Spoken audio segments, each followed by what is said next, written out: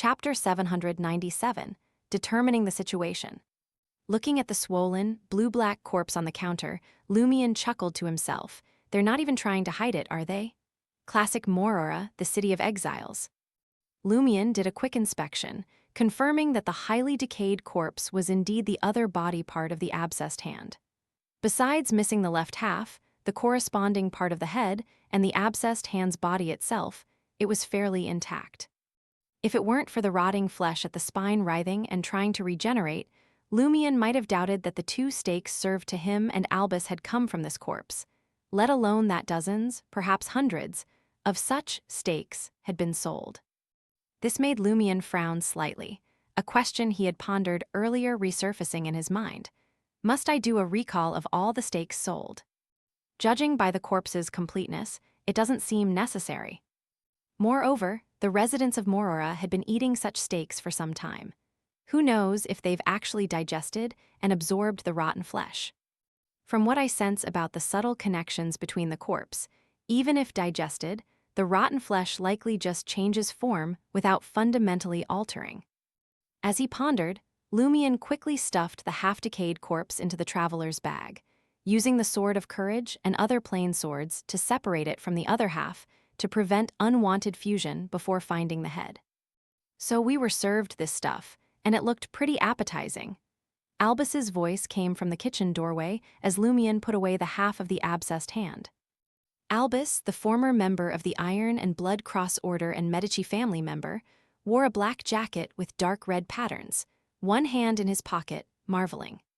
He didn't seem disgusted by almost eating rotten flesh steak. Lumion turned and responded with a smile. I was looking forward to seeing what changes you'd undergo after eating it. Gradually gain some self-healing ability, become stronger on moonlit nights, and learn some dark spells, Albus replied in a report-like tone. But in return, self-control would significantly decrease, intelligence would regress, and nightmares would be frequent. So, you came to investigate after noticing the odd behavior of those guys? Lumion asked with a smile. He wasn't really seeking confirmation. He had already determined it. He was using this question to indicate that he was also investigating and hadn't come specifically for the half-corpse. A hunter must conceal their true purpose to avoid traps set by others. The red-haired Albus smiled. They tried to keep this a secret, hoping only they and their collaborators could enjoy this bar's special food. Who in Morora isn't selfish? Lumion asked, changing the topic. How did you notice their intelligence regression? Albus raised his right hand, palm up. If their intelligence hadn't regressed, how could they have revealed their secret to me so easily, leading me to this bar? Lumion nodded slightly, looking thoughtful.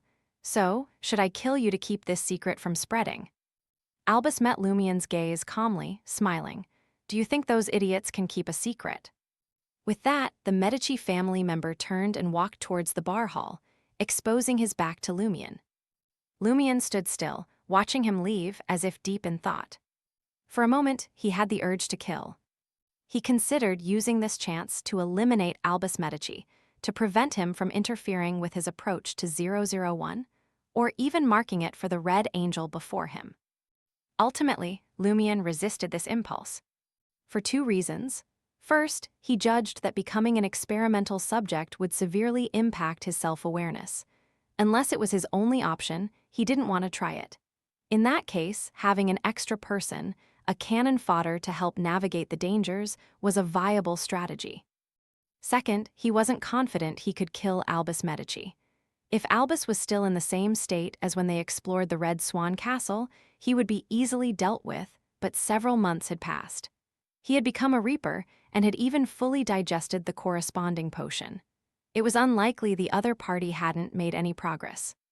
Moreover, if Albus was indeed representing the Red Angel in approaching 001, the King of Angels would likely enhance his descendant's strength, providing powerful items to ensure he was among the apex below demigods, capable of handling Morora's dangers.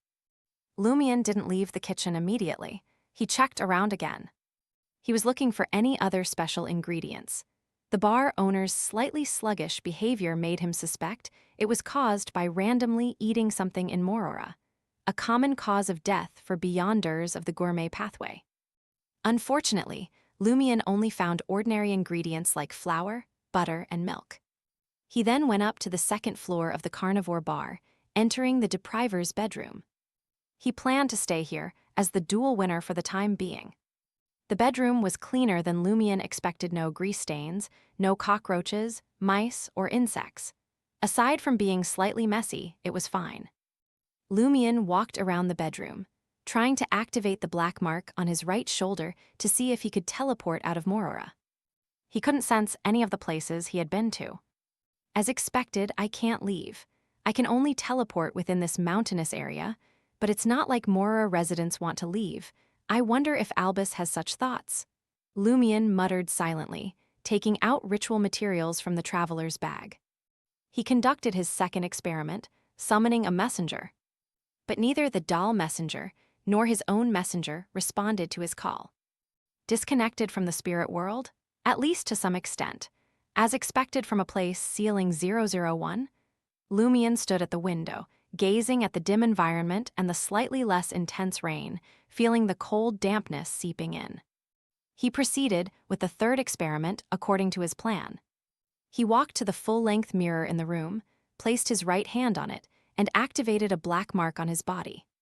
He was using the contractual ability from Bloody Jack to sense the mirror marks he had left elsewhere. In the blink of an eye, Lumion sensed 3 faint marks through the mirror.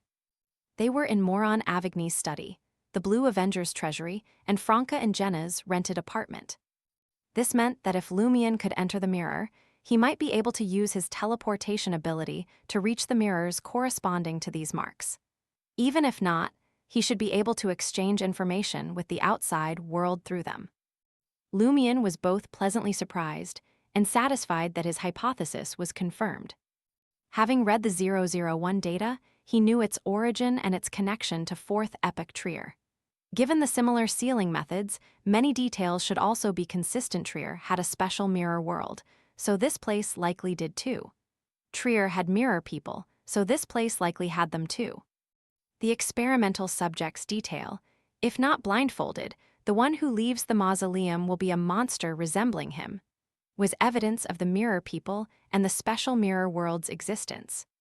Based on these premises, Lumion thought using the mirror world's abilities might establish some contact with the outside world. With this hypothesis, he borrowed the mirror cufflink from Franca, who had become a demoness of affliction. In a few days, she could use the pretext of investigating mirror people to request charms from the demoness sect that would allow her to use the mirror world for teleportation. Lumion reached into the traveler's bag and took out the glass-like cufflink. He didn't rush to confirm if it could be used to leave directly or only to transmit information, as the mirror cufflink had only 4 uses left. He'd wait for important information or urgent matters to test it.